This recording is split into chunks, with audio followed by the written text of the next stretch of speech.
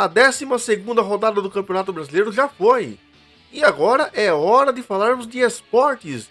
Vamos, claro, comentar sobre a rodada e outros assuntos agora, neste vídeo que começa em 10 segundos depois da vinheta.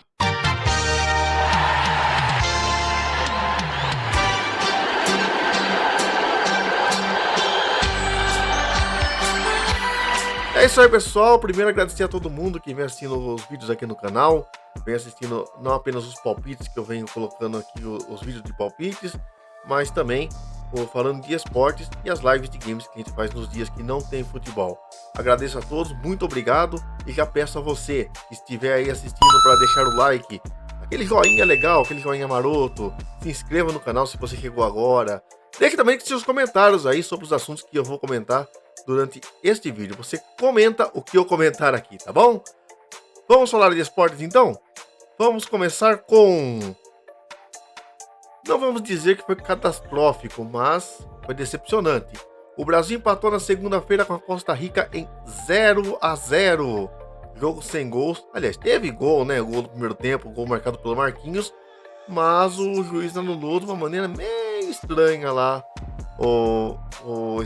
esse impedimento aí. O jogo terminou sem gols. O Brasil atacou, tentou fazer de tudo, mas não conseguiu furar a defesa do time costarriquenho. Placar de 0-0, jogo realizado no SoFi Stadium em Los Angeles, na Califórnia. Ficou a desejar o time do Dorival Júnior, né? Ainda quando tiraram o Vini Júnior de campo no primeiro tempo, o Neymar, que estava na torcida, foi flagrado, né? Com uma cara meio de decepção, esperando mais do Vini, esperando mais também da seleção brasileira. O Brasil volta a jogar nesta sexta-feira contra o Paraguai pelo grupo D da Copa América. E uma questão importante que está sendo comentada nessa Copa América é a dimensão do campo, né? A dimensão dos campos que estão sendo usados nos Estados Unidos. O campo está, é claro, dentro do padrão da FIFA, mas com um tamanho muito reduzido, o que pode ser uma questão importante para a FIFA resolver até a Copa do Mundo de 2026. Vamos aguardar, né? Ano que vem a FIFA realiza o Mundial de Clubes dos Estados Unidos também, e em 2026 a realização do Mundial de Seleções, a Copa do Mundo da FIFA, que vai contar com 48 seleções, hein? Haja futebol! O Brasil decepcionou, também decepcionou o Santos. Santos! Deixa a propaganda aqui. O Santos bateu na trave, empata com o Mirassol e segue fora do G4 na Série B. Aqui é a matéria do UOL destacando o jogo que aconteceu na terça-feira.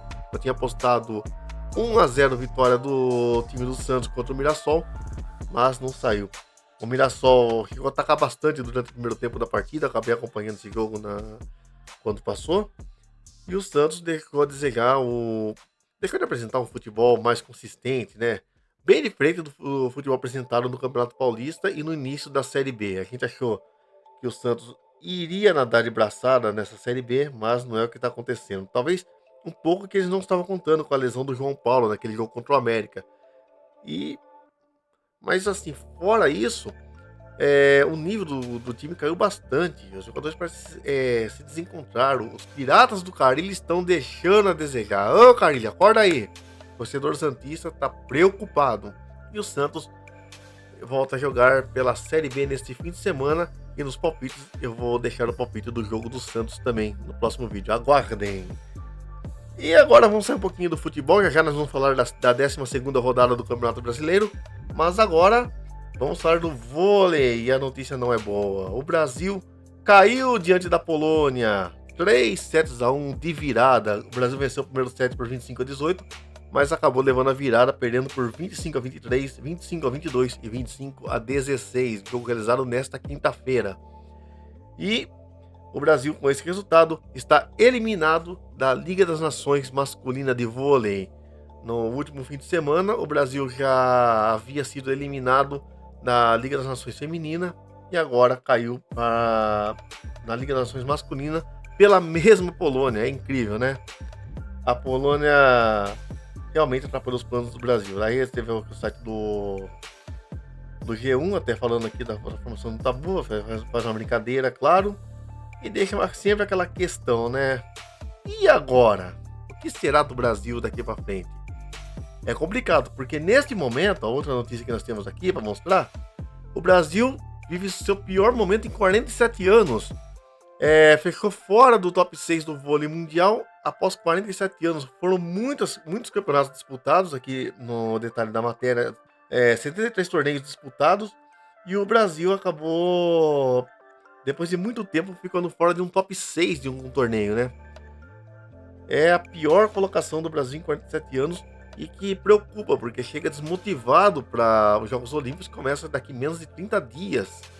Os Jogos Olímpicos já tá batendo na porta aí. Seleção feminina e masculina vão aí com situações preocupantes. São bons times, tem bons talentos, a seleção feminina tem bons jogadores, a seleção masculina tem bons jogadores que jogam até na Europa, jogam nos Estados Unidos também, mas infelizmente está deixando a desejar. Vamos ver o que vai acontecer daqui para frente aí com a seleção feminina e masculina de vôlei. Esperamos aí dias melhores. E a próxima notícia também relacionada às Olimpíadas também não é das melhores. A limpeza do Rio Sena, o maior desafio de Paris há 30 dias das Olimpíadas. Uns programas atrás, falando de esportes, ainda quando faltavam 90 dias para começar as Olimpíadas, aliás, faltavam 100, quando foi o vídeo que eu fiz falando do revezamento da tocha olímpica. E lá eu já falava que o maior desafio que seria para o início dessas Olimpíadas seria a limpeza do Rio Sena. Por quê? A situação do Rio Sena é a seguinte, a água está muito poluída, numa situação que os ambientalistas e as autoridades de saúde consideram imprópria para a prática de natação.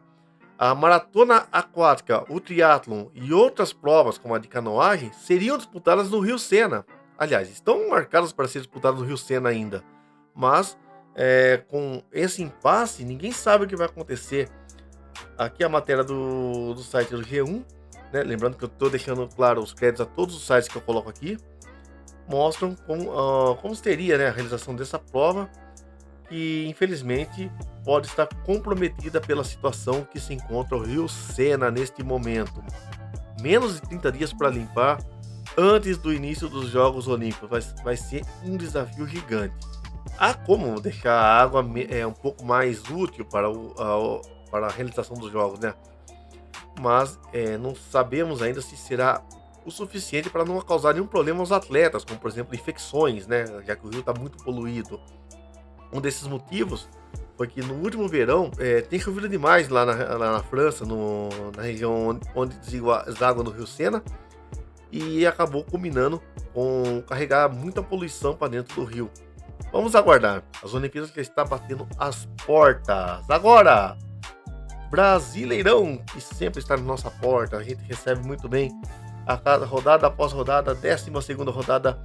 E os jogos que nós tivemos nessa rodada foram os seguintes: Cruzeiro 2, Atlético Paranaense 0, Botafogo 2, Bragantino 1 de virada. Bela vitória do Botafogo, que ganha um gás novamente no campeonato. Corinthians 1, Cuiabá 1, a coisa tá feia lá no Coringão. Atlético Goianiense 1, Grêmio 1. Grêmio ainda na zona de rebaixamento, mas uma situação bem complicada, hein? Juventude 2, Flamengo 1, resultado surpreendente do time do Juventude. Internacional 1, Atlético Mineiro 2. Bahia 2, Vasco da Gama 1. Fortaleza 3, Palmeiras 0. Que sapatada, hein, meu amigo?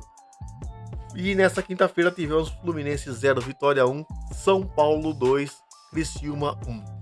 E antes de comentar os jogos, vamos dar uma olhadinha na classificação, que tem o Flamengo ainda liderando com 24 pontos, mas agora com a companhia do Bahia, com 24 pontos também. Botafogo tem 23, Palmeiras também 23. Temos Cruzeiro na quinta colocação com 20, Atlético Paranaense 19 pontos, São Paulo e Bragantino dividem com 18 pontos. A sétima e oitava colocação, Internacional 17, junto com o Atlético Mineiro, e Fortaleza também com 17 pontos. O Juventude é o 12º com 16 pontos, o Criciúma tem 12 pontos, Cuiabá e Vitória também 12 pontos, e aí já começa o pessoal que já está fazendo as contas com a calculadora aí. O Vasco da Gama tem 10 pontos junto com o Atlético Goianiense, o Atlético, no caso, já dentro da zona de rebaixamento. E aí o Corinthians 9 pontos, Grêmio 7, Fluminense 6 e esse já chega para a 13ª rodada nesse fim de semana com a corda no pescoço. Vai ser complicado. Acabou de demitir o Diniz e o time não deu reação. Quem assumiu o time lá foi o Marcão, né, pelo jeito.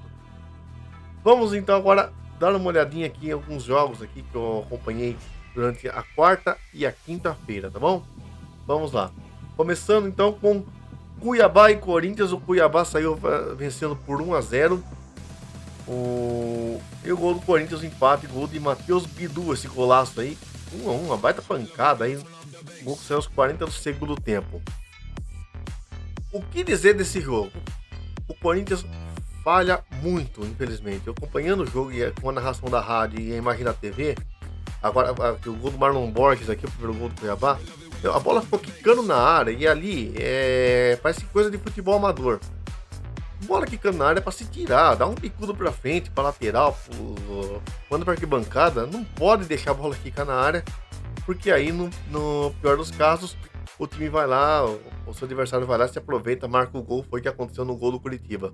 O Corinthians, como eu falei no vídeo anterior, tem muitas dificuldades para levar a bola ao ataque, tem muitas dificuldades para pôr a bola nos pés dos atacantes, que nem no caso jogaram o Pedro, Raul e o Alberto. Muitas dificuldades para carregar a bola até eles e tomadas de decisão muito erradas, né, dos jogadores do Corinthians.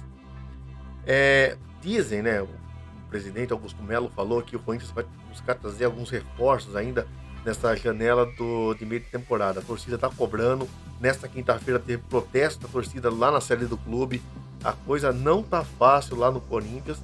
E segundo que comentou a imprensa que cobre o próprio Corinthians, falou, vai ser difícil ver contratações, porque o Corinthians já tá com fama de mal pagador. E com uma dívida de 2 bilhões ainda, quem é que vai querer negociar com o clube?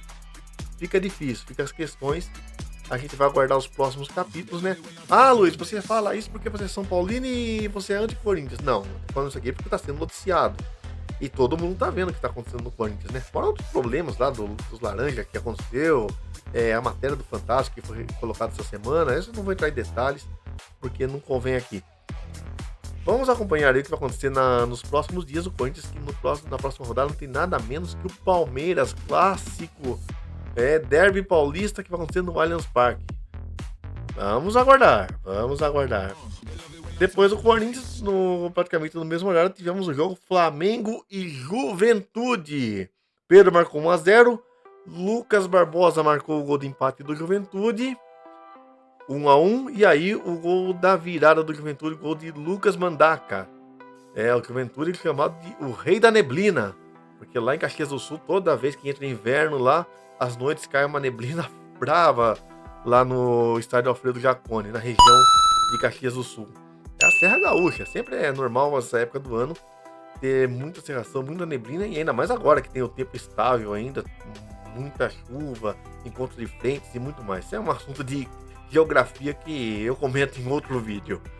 Bom, vitória do Juventude virada 2-1, vitória importantíssima para o Juventude se manter no meio da tabela e que dá uma quebrada na sequência do Flamengo aí, né?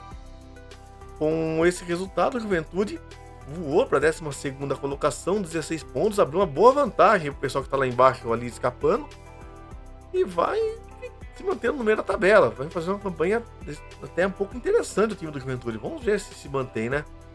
A gente sabe que um time que está voltando da B para A situação financeira ainda é meio bem limitadíssima, né? Então, vamos acompanhar o Juventude e o Flamengo, que perde aí uma chance de se distanciar de quem tá vindo atrás, né?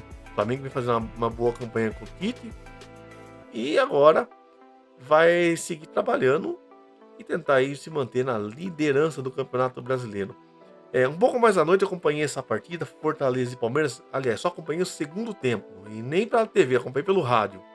E o Fortaleza venceu o Palmeiras por 3-0. Que massacre, cara. 2 gols do Lucero, 1 gol do Bruno Pacheco. E aliás, o segundo gol foi um baita golaço, um chute de fora da área, no ângulo do Everton, hein? E pelo que eu tava vindo da transmissão, e depois eu conferi no noticiário mais à noite, vendo os melhores momentos, o Fortaleza teve chance de fazer o quarto, o quinto, se desse para fazer o sexto, eles poderiam fazer. foi um jogo que o próprio Abel Ferreira declarou, deu tudo errado.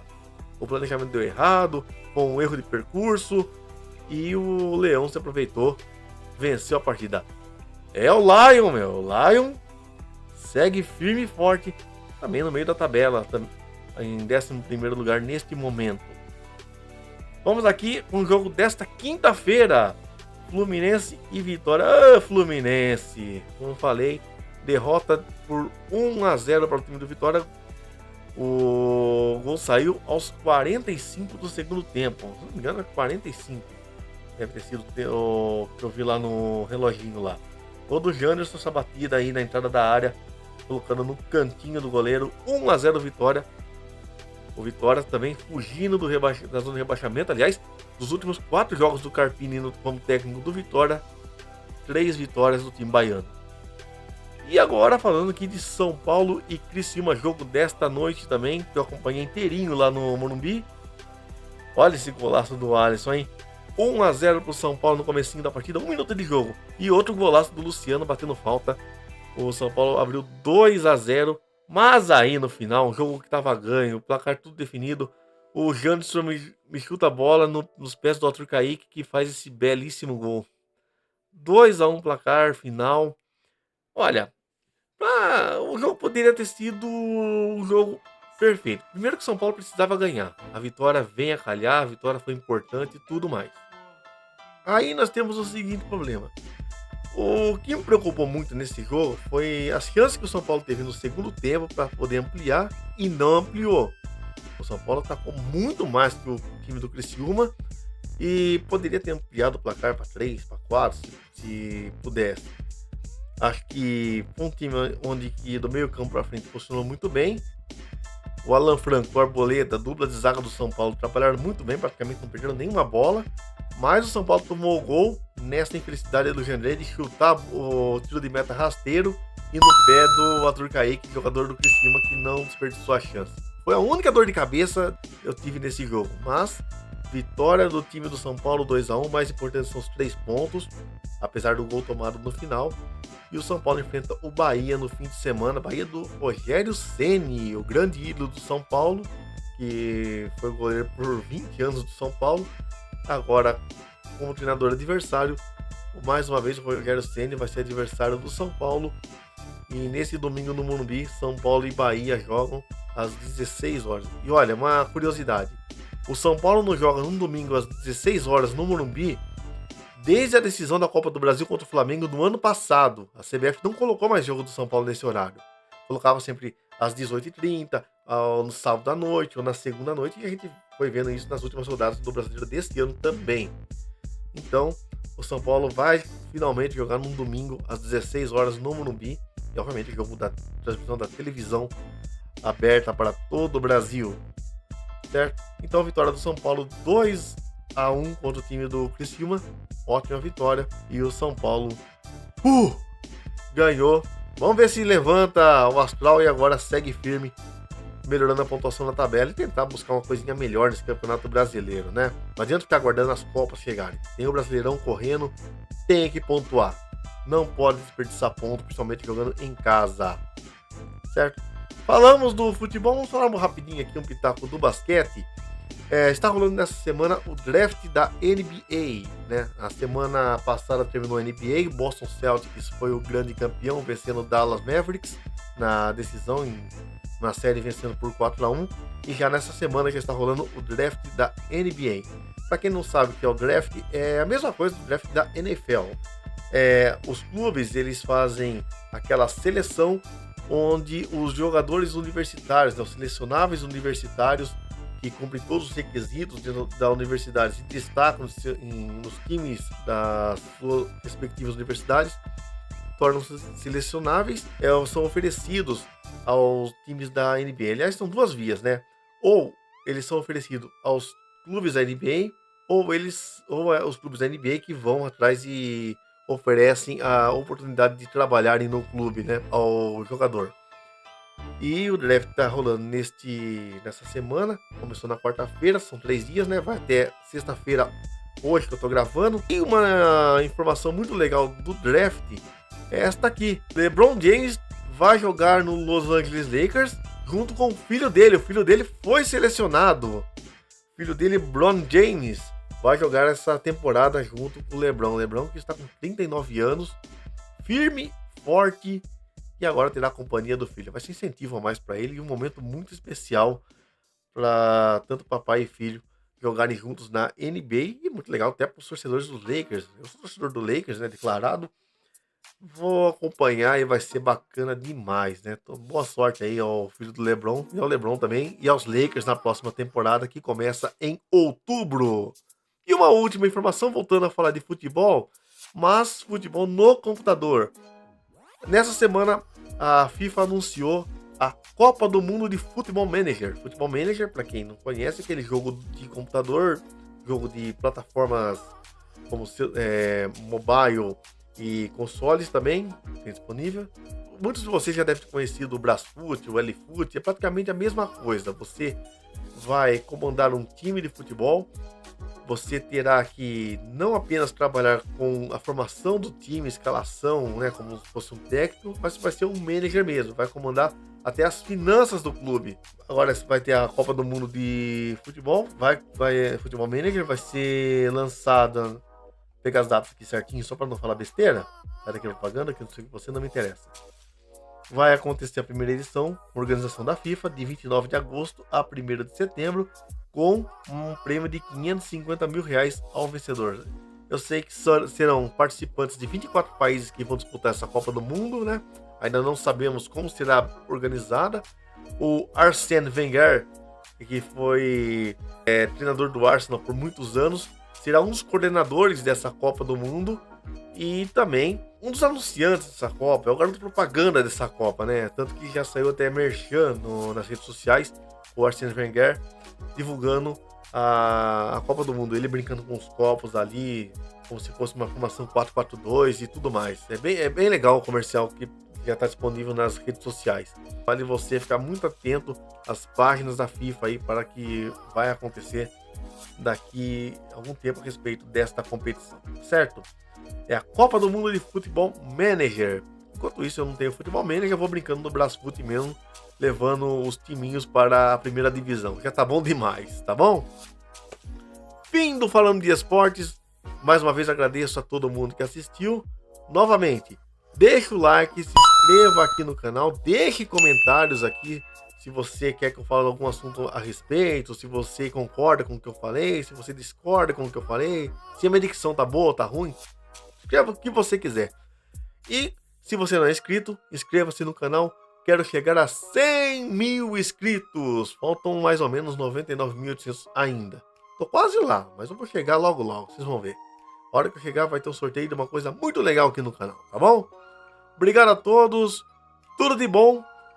Tem o vídeo dos palpites ainda neste fim de semana. Fique de olho. Um grande abraço, a gente se vê no próximo vídeo. Até mais.